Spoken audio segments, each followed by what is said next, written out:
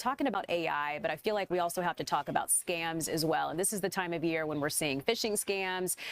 We're seeing folks get taken, unfortunately. So joining us right now, we have Dave Lewis. He's the Chief Information Security Officer at 1Password with how to avoid some of these scams that we're seeing. So Dave, thanks for being on the stream. Thank you for having me on here. Hey, of course. We got to start with this one. I mean, what is driving the surge right now, Dave? The surge is really being driven right now by opportunity because, the attackers see the opportunity, and using tools like artificial intelligence, like you were just talking about in the last segment, is making it that much easier for the attackers to, steal your money. So I thought this was interesting. 2/3 of Americans say AI has made scams harder to spot. So, I mean, that's super concerning to see, 2/3 saying that. So how are scammers using AI to try to trick us? They're using it in different manners. They're using it to create video content that will look like the authentic individual that they're trying to talk to.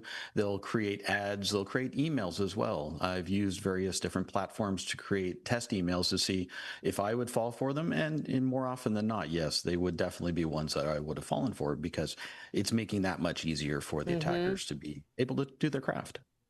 I think that folks may be surprised when they hear who is being targeted here. I think many of us tend to think that it's older Americans. But looking at this, I mean, it's looking like the numbers are showing Gen Z and millennials are really being targeted the most. So why is it that these younger shoppers are more vulnerable? Well, younger shoppers are born into the internet in a lot of ways. This is something that is part of their daily lives.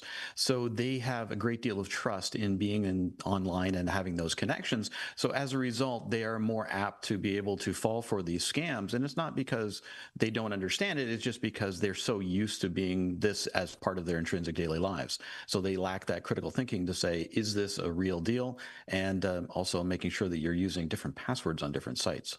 I'm so glad you mentioned that. And I feel like, Dave, every time we hear this, it's kind of a reminder to us that we need to actually do something about this. Okay, so looking at the numbers here, 76% of Americans who've been scammed say that they are reusing passwords. They're still using the passwords that were compromised. So how big of a risk is this? And how can maybe a password manager help with that?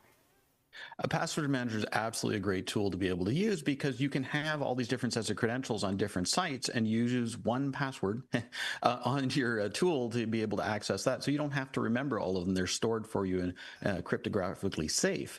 Now, the problem is if you use the same credentials on multiple sites and one of them gets compromised, then it makes that much easier for the attacker to be able to shift from different accounts and be able to, steal from your iTunes, your Apple, whatever it happens to be. All of these different platforms will have some sort of monetary impact for the end user.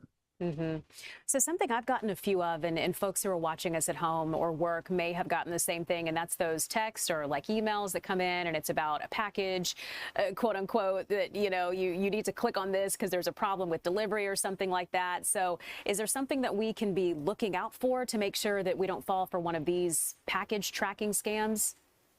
Again, it goes back to that critical thinking aspect of, did you actually order something?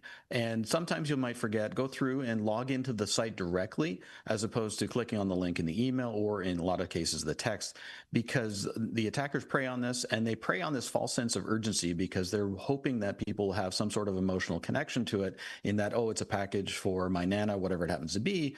I have to make sure I check on this. And then by that point, the attacker's already done their damage. You have to be able to take a moment to pause and say, is this actually something I was expecting? Yeah, take a beat. I think we can use that for, more of the aspects in life than just this. But this certainly is one time where it's important to do that. So, Dave, I know you've got some quick tips for us that we can use to just stay safe while, being online and shopping during the holidays. Can you share those with us? Yeah, second guess anything that you receive in an email or a text. You want to make sure that you're not putting yourself in undue harm. Don't use the same password on multiple different sites, and make sure that, you're really taking the time to have something like a password manager, have a firewall on your system, making sure your antivirus is up to date. All these things that may seem, basic on the surface of it are really going to help, reduce the risk and make sure that you are not going to get compromised. Hey, we certainly appreciate your expertise in this today. Dave Lewis with 1Password. Dave, thank you so much for the help, and happy holidays to you. Happy holidays. Thank you. Of course, we appreciate that.